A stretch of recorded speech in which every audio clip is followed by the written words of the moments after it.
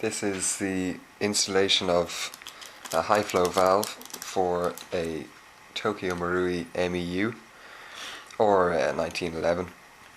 Yeah, it works exactly the same, their magazines are identical. So this is the valve here, this is what we're going to be replacing. I don't know if you saw the Glock video I did, but I had a bit of trouble getting the valve out. I had to make this makeshift screwdriver out of a piece of Meccano, and this one was even harder. This is even worse because the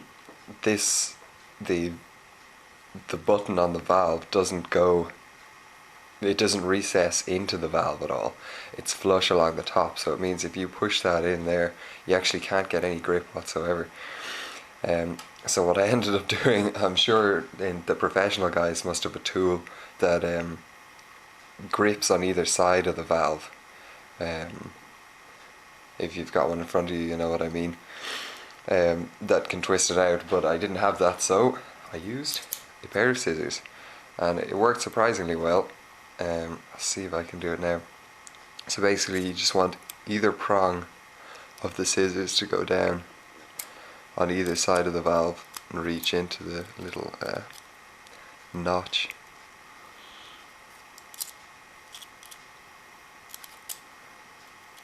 The idea with the high flow valve is that more gas is released from the magazine into the chamber with each shot, which has, well, two effects. First of all, it makes the BB go faster or further depending on which you're interested in, but it also increases gas consumption on the magazine, so it means you'll get less shots out of each magazine of gas.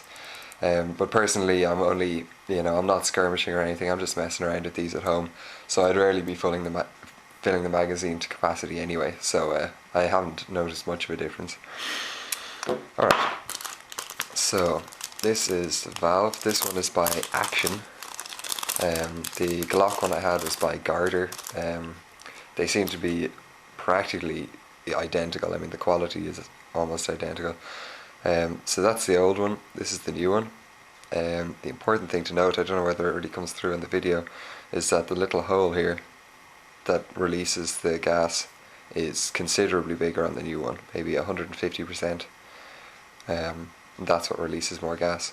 Now, mercifully, they included a notch along the top of the button on the new one, so that was very handy. So all that was necessary was just pop the new valve in, and then I can resort to my little Meccano screwdriver and twist that in there